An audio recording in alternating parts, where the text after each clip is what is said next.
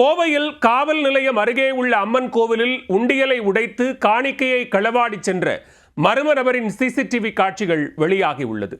நள்ளிரவில் அத்துமீறி கோயிலில் புகுந்து கைவரிசை காட்டிய சம்பவத்தில் நடந்தது என்ன?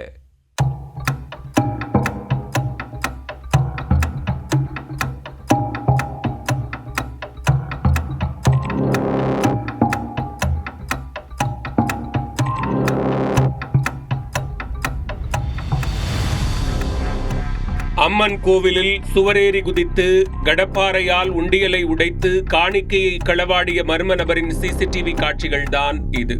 பக்தரை போல நடித்து 2 நாட்களாக கோயிலை நோட்டமிட்டு திருட்டில் ஈடுபட்ட சம்பவத்தின் பின்னணி என்ன? கோவை மாவட்டம் சூலூர் காவல் நிலையம் அருகில் பிரசித்தி பெற்ற மாகாளியம்மன் கோயில் உள்ளது. சம்பவத்தன்று இரவு 2 மணி அளவில் இந்த கோயிலுக்கு முகத்தில் மாஸ்க் அணிந்தபடி புகுந்த மர்ம நபர் ஒருவர் ஆட்கள் நடமாட்டம் இருக்கிறதா என நோட்டமிட்டு கொள்ளையடிக்க தயாராகியுள்ளார். கோயில் வளாகத்திற்குள் இருந்த உண்டியலை திட்டமிட்டு எடுத்து வந்த கடப்பாறையால் உடைத்து பக்தர்கள் காணிக்கையாக செலுத்தியிருந்த பணத்தை அள்ளி தனது பையில் திணித்துக் கொண்டு தப்பிச் சென்றுள்ளார். மறுநாள் காலை கோயிலை திறக்க வந்த பூசாரி உண்டியல் உடைக்கப்பட்டு காணிக்கை திருடப்பட்டிருப்பதை பார்த்து அதிர்ச்சி அடைந்து போலீசாருக்கு தகவல் தெரிவித்தார். கோயில் வளாகத்தில் பொருத்தப்பட்டிருந்த கண்காணிப்பு கேமராவின் பதிவுகளை ஆய்வு செய்த போது மாஸ்க் அணிந்த நபர் கடப்பாறையால் உண்டியலை உடைத்து திருடும் காட்சிகள் தெளிவாக பதிவாகி இருந்தது.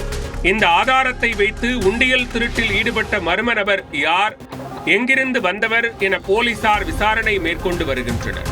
கடந்த சில தினங்களுக்கு முன்பு மர்ம நபர் ஒருவர் இதே கோயில் பகுதியில் சந்தேகத்திற்கிடமாக சுற்றித் திரிந்ததாகவும் அதை உள்ளூர் ஆட்கள் கவனித்ததாகவும் கூறப்படுகிறது. அதே நபர் மறுநாள் பக்தரை போல கோயிலுக்குள் புகுந்து மர்மமாகவே அனைவரையும் நோட்டமிட்டு வந்ததாகவும் கூறியுள்ளார். அது தொடர்பான விசாரணையில் முக்கிய துப்பு கிடைத்திருப்பதாக கூறப்படும் நிலையில் உண்டியல் திருட்டில் ஈடுபட்ட திருடன் விரைவில் கோவை போலீசில் சிக்குவார் என எதிர்பார்க்கப்படுகிறது.